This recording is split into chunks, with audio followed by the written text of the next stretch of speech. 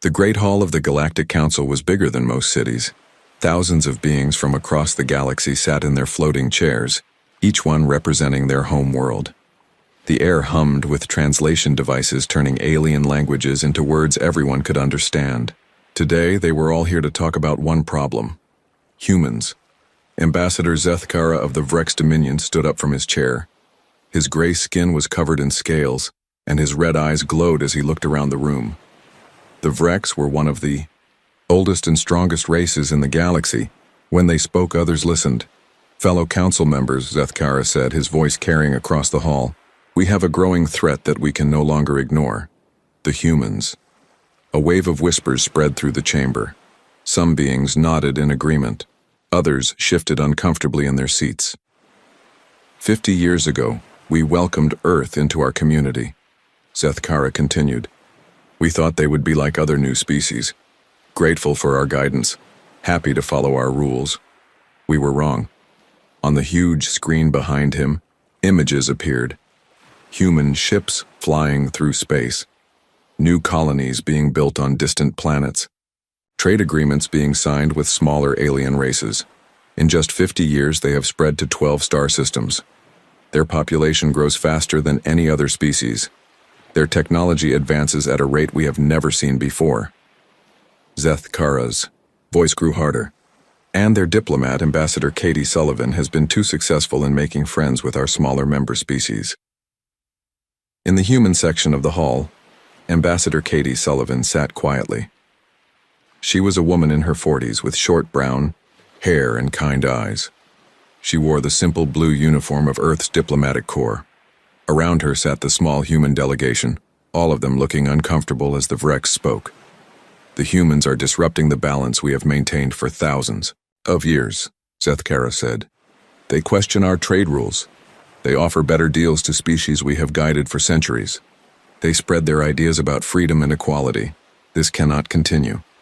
From the far corner of the hall, a very old voice spoke up. You speak of disruption, young Vrex. But do you remember why we have rules?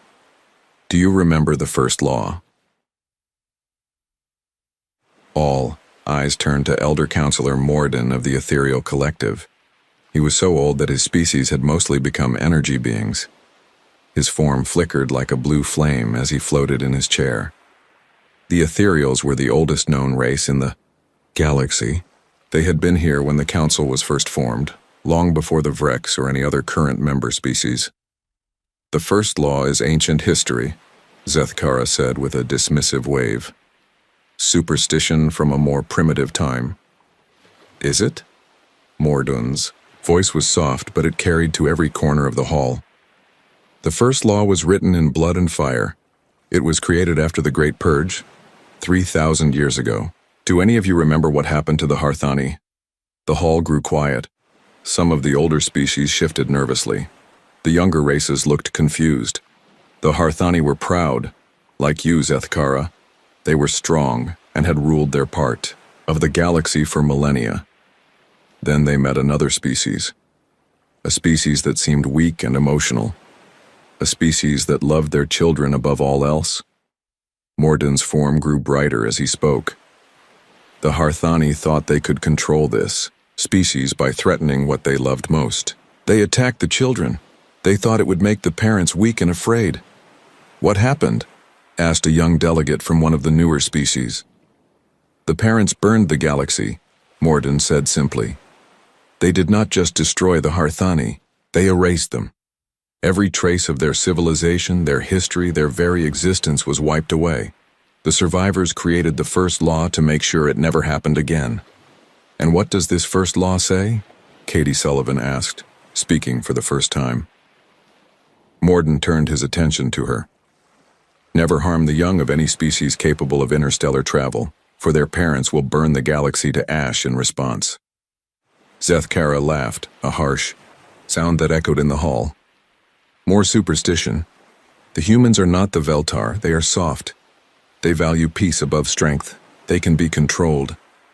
The Veltar, Morden said quietly.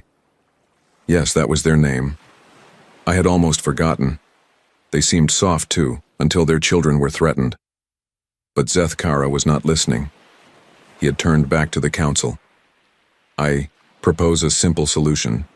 The humans have 12 colony ships heading to the Kepler 442 system. These ships carry families, children. We intercept them. We make demands. When the humans see that we are serious, they will accept limits on their expansion. You cannot be serious. Katie Sullivan stood up, her face pale. You are talking about threatening innocent families, children. I am talking about preventing a war, Zethkara replied. Better to act now while we still can, than to wait until the humans grow too strong to stop. The debate that followed lasted for hours. Species after species spoke.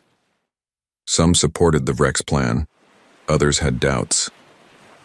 The smaller species, many of whom had good relationships with humans, argued against it. But the larger, more powerful species saw the humans as a threat to their authority. Elder Morden spoke again and again, trying to remind them of the dangers, but his warnings fell on deaf ears. The younger species had never heard of the Veltar or the Great Purge. The older species had convinced themselves that it was ancient history with no meaning for today. Finally, the vote was called. The Great Hall fell silent as the results appeared on the screen. 847 votes in favor of the Vrex proposal, 156 votes against. The motion passed. The decision is made, announced the council speaker. The Vrex Dominion will intercept the human colony fleet at Kepler 442. They will demand that Earth accept limits on human expansion. If the humans refuse, appropriate pressure will be applied. Katie Sullivan stood up again, her voice shaking with anger. You have no idea what you are doing. Humans are not like other species. We do not respond to threats against our children the way you think we will. We shall see, Zethkara said with a cold smile. As the council session ended, Elder Morden floated over to Katie Sullivan. I am sorry, Ambassador, I tried to warn them. What really happened to the Veltar? Katie asked quietly. They became something else, Morden replied. Something that the galaxy had never seen before and hoped never to see again. Pray that humans are different. But Katie Sullivan was already thinking about the colony ships, about the families aboard, them, about the children who were now in danger because of a decision made by beings who had forgotten the lessons of history. Far away, in the Kepler system, Captain Jake Morrison was having dinner with his family aboard the UES Horizon. His wife Lisa was telling stories about her work in the medical bay. Their 8-year-old son Danny was excited about seeing their new home world. They had no idea that death was coming for them, sent by those who had forgotten why the first law existed. The human colony fleet moved through space like a chain of bright stars. 25 ships carried 50,000 people toward their new home in the Kepler system. Families had sold everything they owned on Earth for a chance at a new life among the stars. Children pressed their faces against the windows, watching the endless black of space roll by. Captain Jake Morrison stood on the bridge of the UES Horizon, the largest ship in the fleet. He was a tall man with graying hair and calm eyes. He had served in Earth's Space Navy for 20 years before taking this job. Leading families to new worlds was different from military service, but he liked it better. There was hope in this, work instead of fear. Sir, we're picking up something on long-range sensors, reported Lieutenant Ben Carter from his station. Multiple ships, heading our way. Jake walked over to look at the display. Red dots were moving toward them from the direction of the outer system. How many? 15 ships, sir, they're big ones. Military class. Jake felt a cold weight in his stomach. Military ships this far out meant trouble. Can you identify them? Working. On it, sir. Ben's fingers moved over his controls. Got it. They're Vrex ships. Vrex Dominion Battle Group. The bridge went quiet. Everyone knew about the Vrex. They were one of the most powerful species in the galaxy. Their ships were fast and heavily armed. But why would they be here? Open a channel to all ships in the fleet, Jake ordered. Tell them to stay calm and hold formation, then try to contact the Vrex. The main screen flickered and showed the lead, Vrex ship.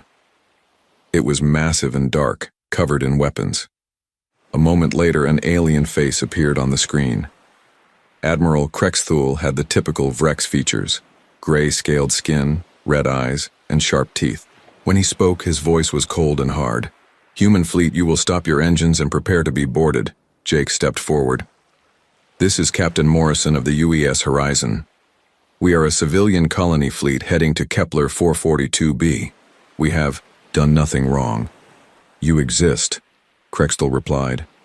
"That is enough. Your species spreads too fast and takes too much. The Galactic Council has decided that humans must accept limits." "What kind of limits?" "You will return to Earth. You will abandon your colonization efforts. You will accept that there are places in the galaxy where humans do not belong." Jake felt anger rising in his chest. "These are families, Admiral. People looking for new homes. We have the right to travel freely in Council space." "Rights are given by those with power," Krexthul said. "We have power. You do not. Turn around and go home." "I cannot do that. These people have given up everything for this chance. We will continue to our destination." Krexthul's red eyes glowed brighter. "Then you will face the consequences." The screen went black. Around the bridge, warning lights began to flash. The Vrex ships were powering up their weapons. "Red alert," Jake called out. "Signal all ships to prepare for emergency maneuvers."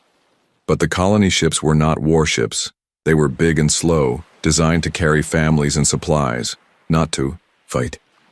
The Vrex battle group surrounded them easily. The first shots came without warning. Bright beams of energy struck the UES New Hope, one of the family ships. Jake watched in horror as explosions tore through the vessel's hull. The ship was carrying 2,000 people, including hundreds of children. "They're targeting the family sections," Ben Carter reported, his voice shaking. "They're deliberately hitting the areas where the children are." Jake grabbed his communicator. "All ships, this is Morrison. Protect the families. Get the children to the emergency pods." But it was too late. The Vrex had planned this attack carefully. They knew exactly where the families lived on each ship. Their weapons punched through the hull and into the schools, the playgrounds, the family quarters. On the UES New Hope, the lights went out. Emergency. Sirens wailed as air rushed out through the holes in the ship. Parents screamed for their children. Teachers tried to get students to safety, but there was nowhere to run. Lisa Morrison, Jake's wife, was in the medical bay when the attack started. She grabbed her emergency kit and ran toward the family sections. The corridors were filled with smoke and floating debris. She could hear children crying somewhere in the darkness. "Danny," she called out. Their 8-year-old son had been in the recreation area when the attack began. "Danny, where are you?" She found him near the observation deck, floating in space near a broken window. The emergency force field had failed, and the room had lost all its air. Danny's small body drifted among toys and books that had been sucked out into the void. Lisa pressed her face against the window and screamed. Her son's eyes were closed, his face peaceful, as if he were only sleeping. But she knew he was gone. The cold of space had taken him in seconds. All around the fleet, the same scene played out again and again. The Vrex weapons were precise and deadly. They did not try to destroy the ships completely. They targeted specific areas where they knew families lived. It was not random violence. It was planned terror.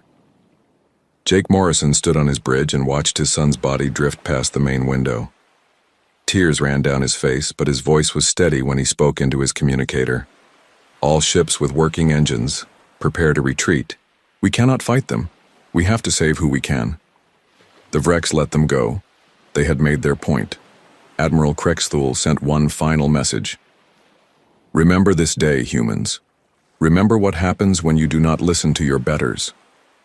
The surviving ships limped back toward Earth. Behind them, they left a field of debris and bodies. The final count was terrible. 1,847 people dead, including 623 children. The youngest victim was only 3 years old. The oldest child to die was 16. The news reached Earth before the ships did. Every human in the galaxy saw the footage. Children's bodies floating in space. Parents weeping over small forms wrapped in emergency blankets. The burned remains of playgrounds and schools. On Earth, President Amanda Clark stood before the cameras. Her face was stone, but her eyes burned with something cold and dangerous. "The Galactic Council has made a choice," she said. "They have chosen to target our children. They believe this will make us weak. They believe this will make us surrender." She paused, and when she spoke again, her voice was different, harder. "They are wrong. As of this moment, all human colonies are being evacuated. All human children are being moved to secure locations. All human military forces are being mobilized." General Robert Hayes, commander of Earth's Defense Forces, began issuing orders. Every ship that could carry weapons was being converted for war. Civilian factories stopped making cars and computers and started making missiles and armor. But the most frightening change was in the people themselves. Humans had always been emotional, but now that emotion was focused like a laser beam. They were not angry. Anger was too small a word for what they felt. They were something else entirely. In research centers around Earth, scientists worked around the clock on new weapons. Dr. Benjamin Price, the head of experimental physics, had a new look in his eyes. The same look that appeared on every human face when they saw the footage from the colony fleet. "What are you working on?" his assistant asked. "Something that will make sure this never happens again," Price replied. "Something that will teach the galaxy why humans protect their children." On the edge of human space, merchant vessels began disappearing. Vrex trading posts went silent. No one claimed responsibility, but everyone knew. The humans had begun their response. Elder Morden, watching from his chambers on Nexus Prime, sent urgent messages to every species he could contact. The message was always the same. "They have awakened the child killer's curse. Prepare for the burning." But across the galaxy, most beings thought the old ethereal was being dramatic. Humans were soft. Humans were peaceful. How much damage could they really do? They were about to find out. 3 months after the attack on the colony fleet, strange things began happening across the galaxy. Vrex trading posts that had operated for decades suddenly went silent. No distress calls, no explosions, no battles. The stations were just empty when other ships arrived to check on them. The first to disappear was Station Kethmore on the edge of human space.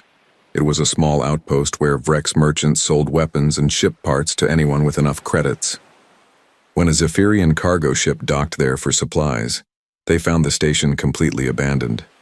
Food was still warm in the cafeteria. Computer screens were still running. But every Vrex was gone. The same thing happened at 12 other stations over the next few weeks. No signs of violence, no damage to the facilities. The Vrex had simply vanished, leaving behind only empty corridors and the smell of fear. Admiral Susan Chen stood on the bridge of the UES Retribution, humanity's newest and most dangerous warship. She was a small woman with short black hair and eyes that seemed to see everything. Before the attack on the colony fleet, she had been the explorer captain, mapping new star systems for peaceful colonization. Now she commanded something the galaxy had never seen before, a human war fleet built for one purpose. "Status report," she said to her bridge crew. "Vrex patrol ship detected at Grid 77 Alpha," reported Commander Paul Davis. "They're running a standard trade route escort mission." "How many aboard?" "Sensors show 43 Vrex crew members, sir." Susan nodded. "Begin the harvest." The Retribution moved closer to the Vrex ship, but it did not attack with weapons. Instead, it used something new. A blue beam shot out from the human ship and surrounded the Vrex vessel. The alien ship's engines stopped working. Their communications went dead. Their life support systems began to fail. Inside the Vrex ship, the crew panicked. They had never seen technology like this before. Their captain, a veteran warrior named Vex Thara, tried to send a distress call, but nothing worked. The humans had somehow taken control of their entire ship without firing a single shot. The blue beam pulled the Vrex ship into the Retribution's cargo bay. When the bay doors closed, human soldiers in black armor boarded the alien vessel. But they did not kill the Vrex crew. Instead, they did something worse. "You are going to watch something," the human commander told Vexithara. "You are going to see what your people did to our children. And then you are going to carry that memory for the rest of your life."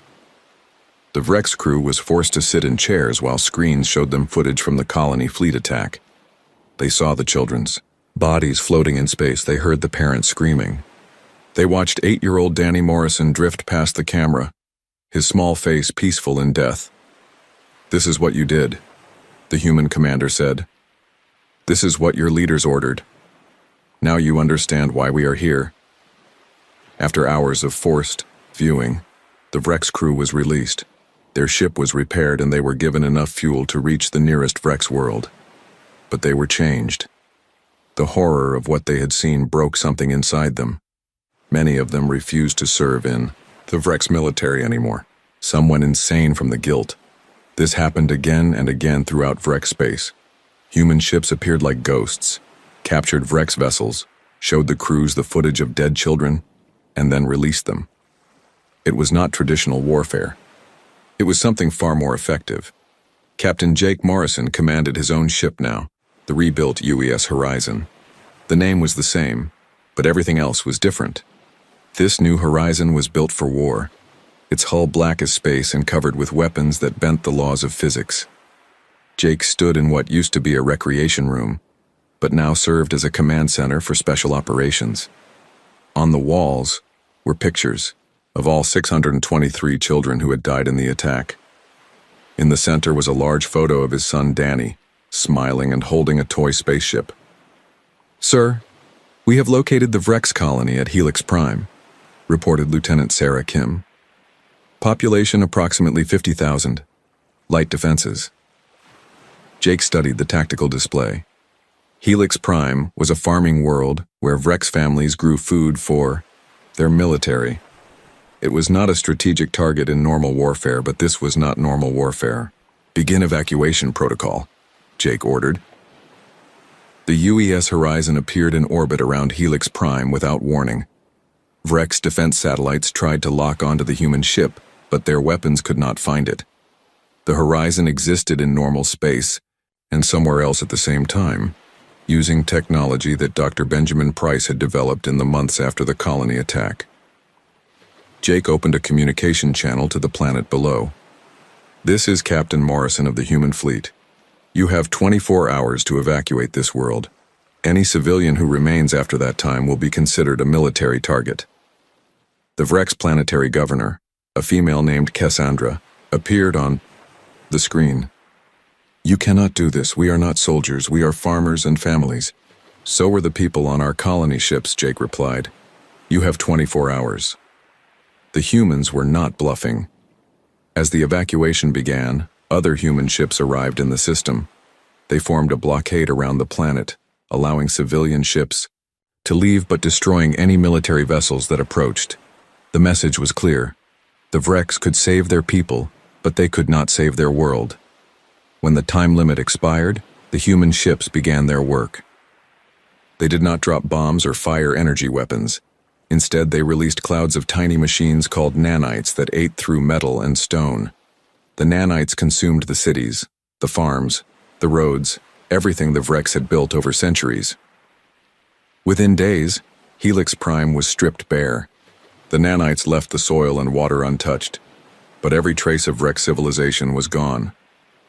The planet could support life, but it would take generations to rebuild what had been lost. This pattern repeated across Vrex space. Human forces did not seek to conquer territory. They wanted something more complete, the total destruction of Vrex civilization. Every military base, every government building, every symbol of Vrex power was systematically erased. On Nexus Prime, the Galactic Council watched in growing horror. Ambassador Katie Sullivan, now dressed in black mourning clothes, sat in the human section and said nothing.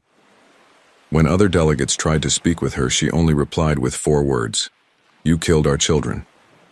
Counselor Zethkara, who had proposed the attack on the colony fleet, tried to organize a response.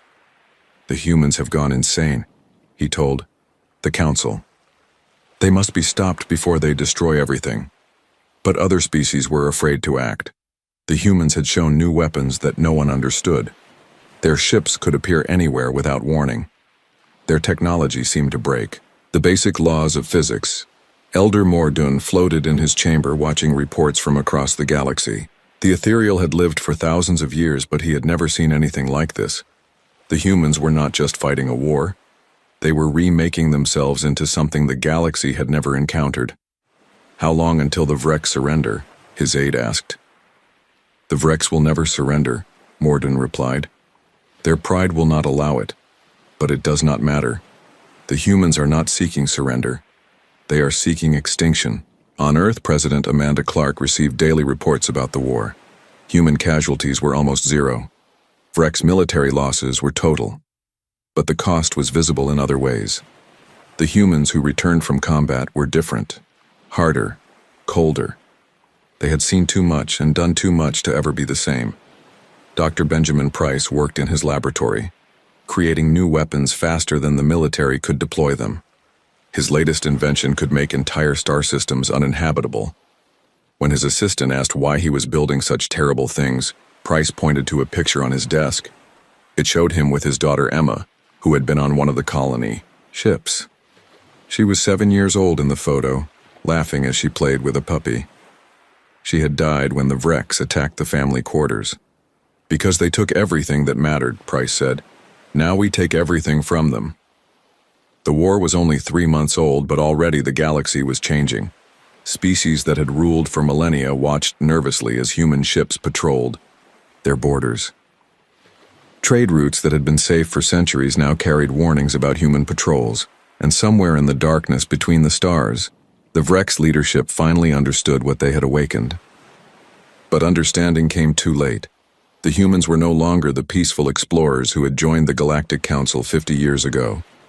They had become something else entirely, something that would not stop until every trace of those who had harmed their children was wiped from existence.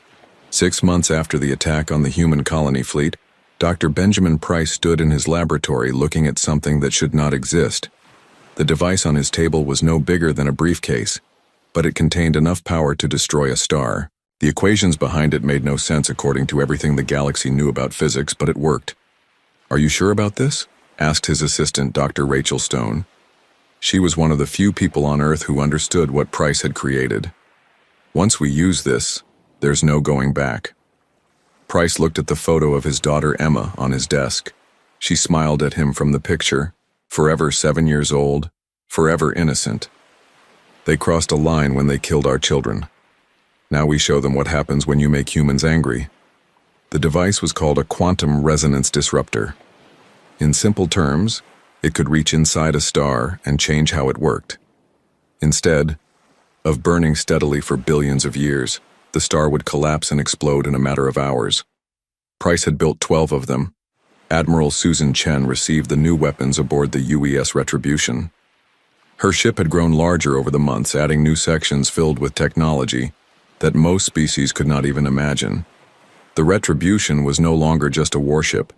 It was a mobile factory for building things designed to end civilizations. "Target confirmed," reported Commander Paul Davis. "Vrex Prime, homeworld of the Vrex Dominion, population 8 billion. Susan studied the tactical display. Vrex Prime was the heart of the enemy empire. It was protected by thousands of defense satellites, orbital battle stations, and the largest space fleet in the galaxy. No single ship had ever challenged it before. "Take us in," Susan ordered. The Retribution did not approach Vrex Prime through normal space. Instead, it used the dimensional manipulation technology that human scientists had developed. The ship existed in multiple realities at once, appearing and disappearing like a ghost.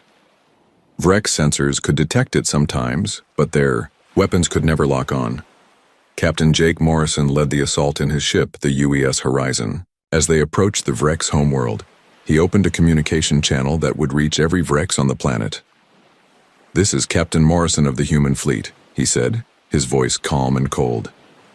"6 months ago, your leaders ordered an attack on our colony ships. They deliberately targeted areas where our children lived. 623 innocent children died because your people thought they could use our love for our families as a weapon against us. On Vrex Prime, billions of aliens stopped what they were doing to listen.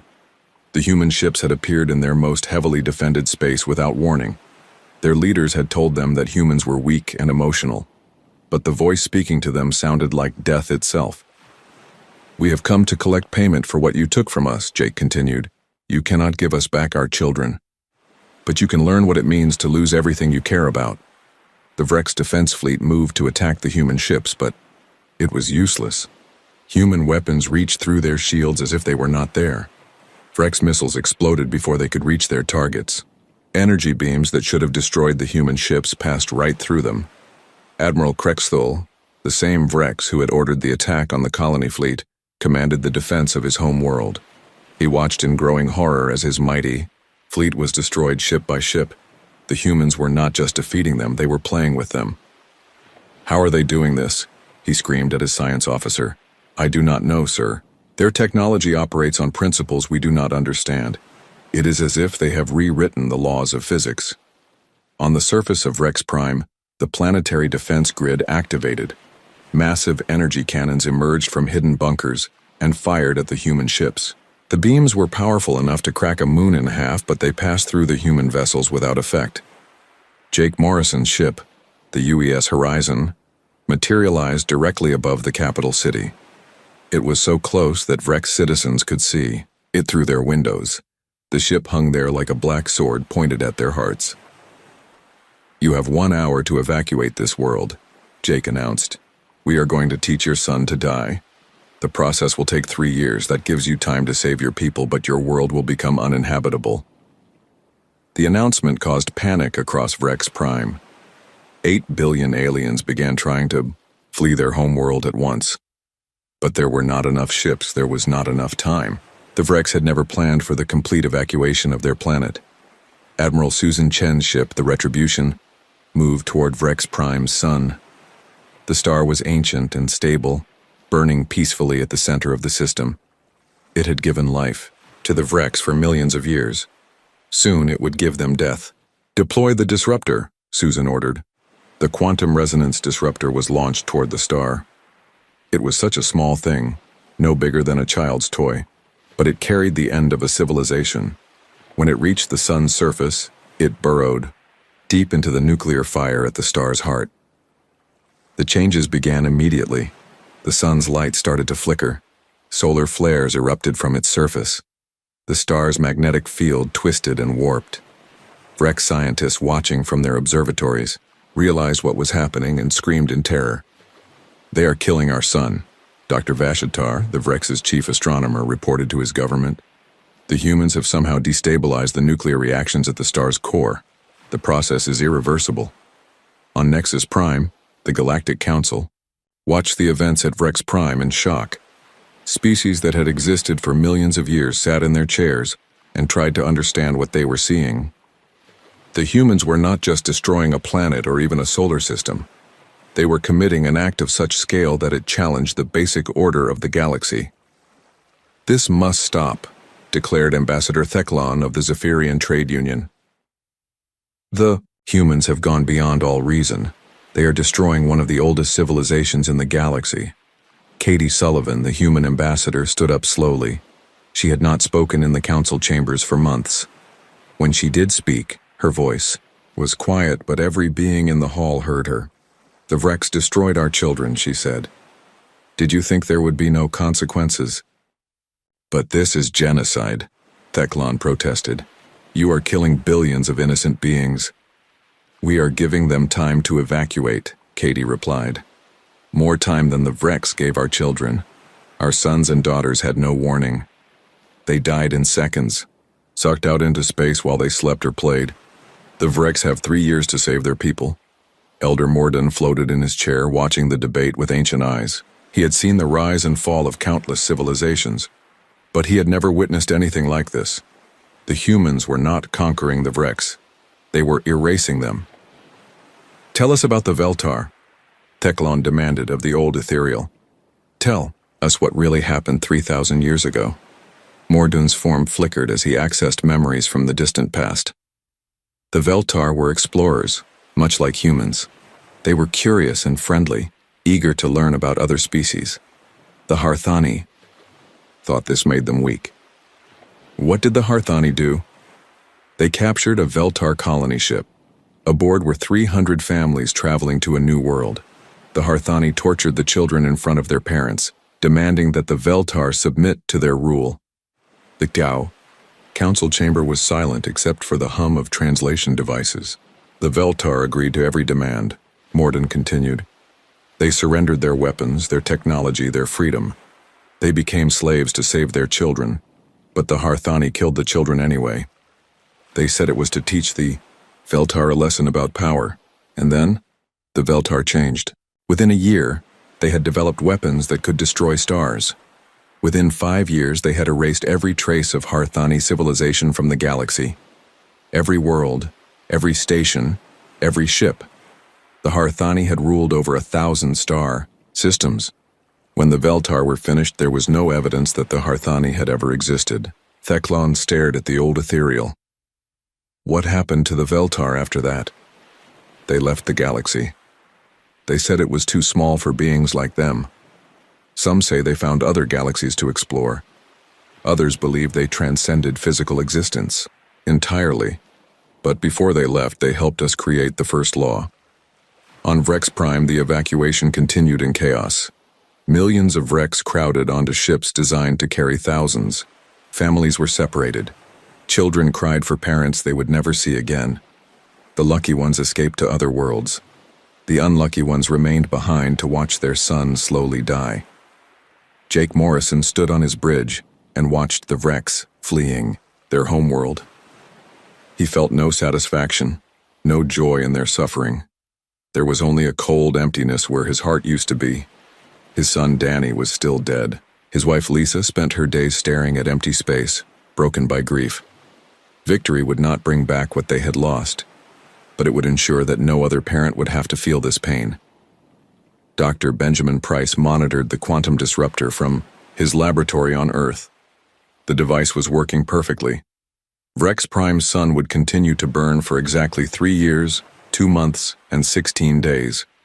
Then it would collapse into a black hole, taking the entire system with it. He had 11 more disruptors ready to deploy. The Vrex had other colony worlds, other suns that warmed their children.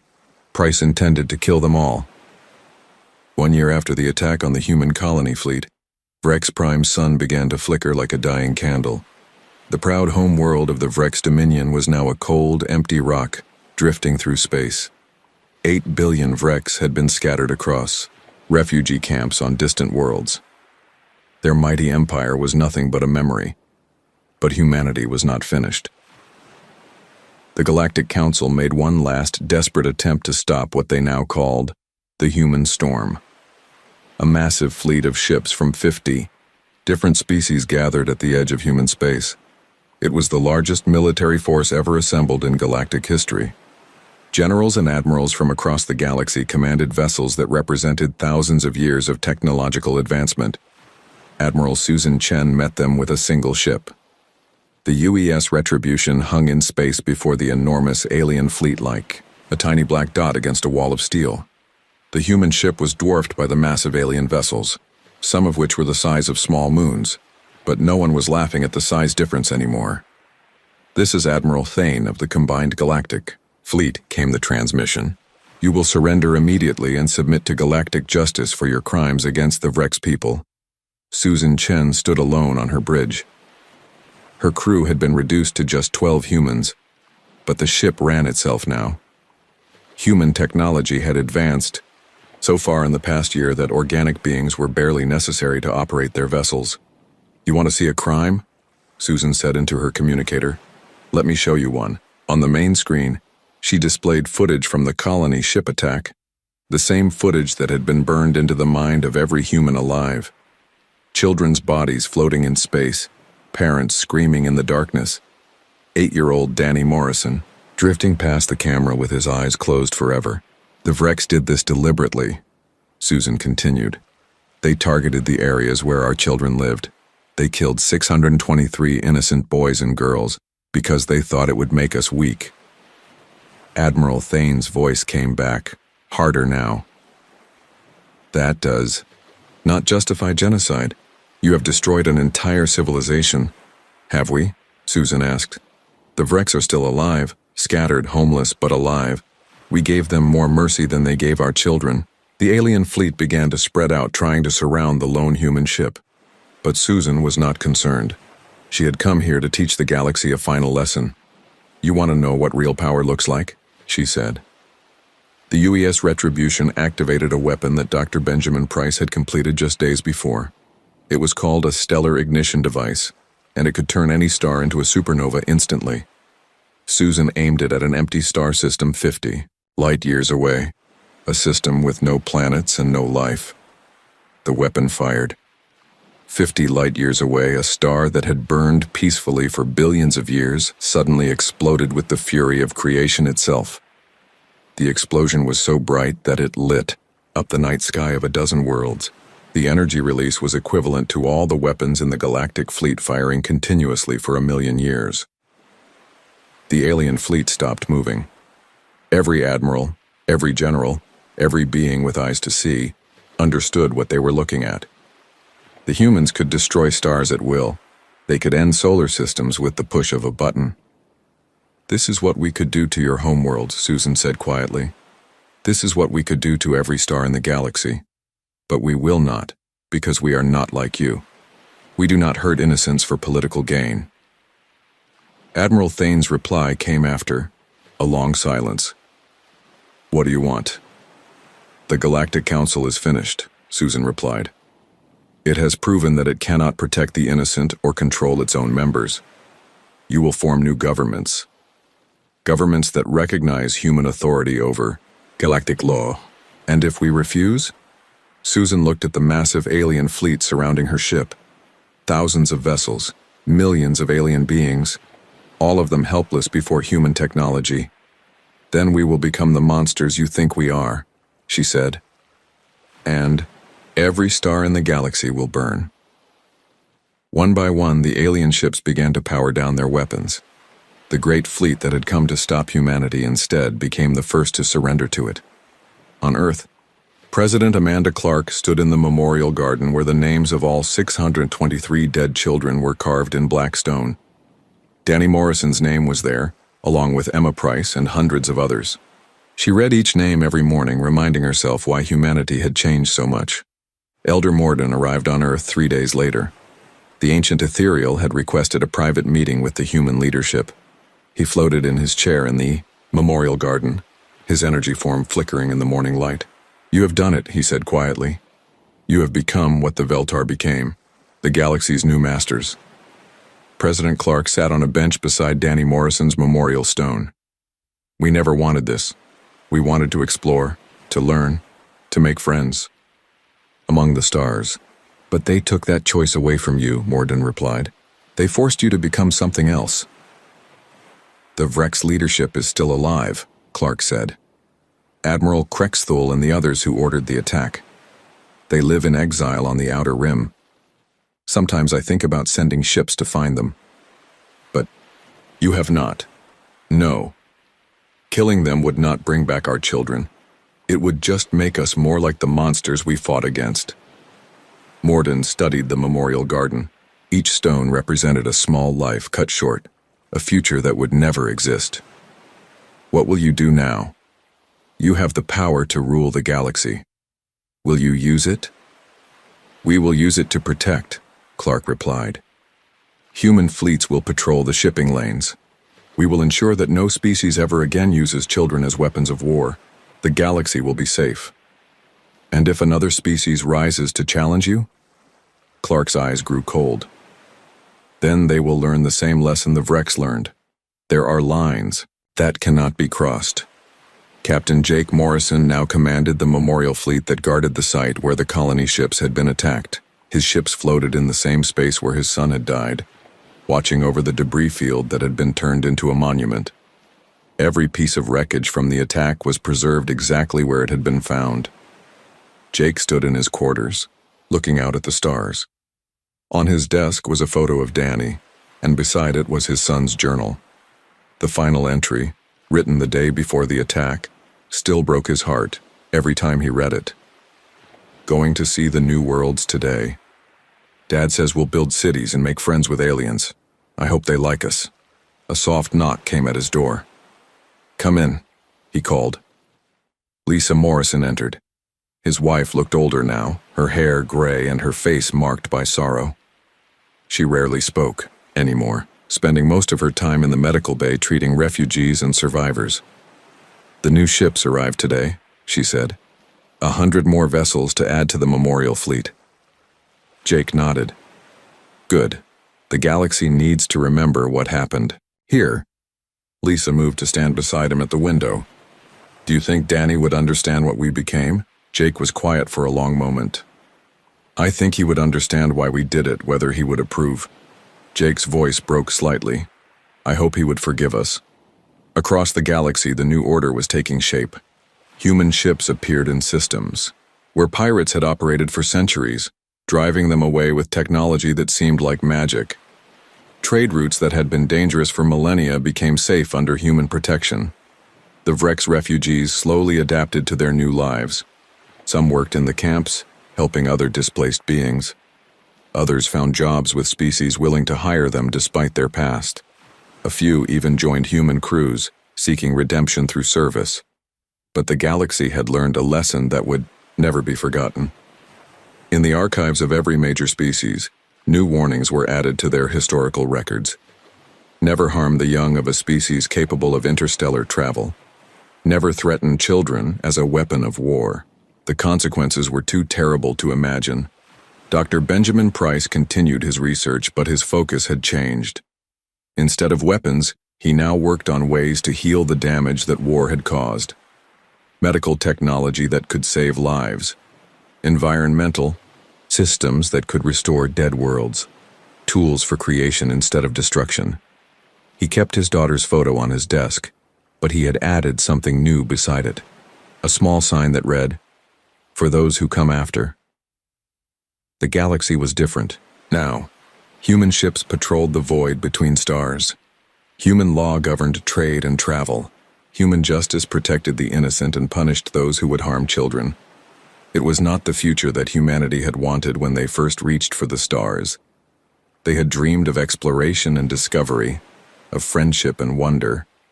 Instead, they had become the galaxy's guardians, forever watching, forever ready to respond to threats against the innocent. The first law of the galaxy had been rewritten in blood and fire. It now read, "Never harm the young of any species, for their parents may be human, and humans protect their children above all else, even if it means burning the galaxy to ash." In his memorial garden on Earth, Danny Morrison's stone bore a simple inscription. He wanted to make friends with aliens. Below that, in smaller letters, "They should have let him.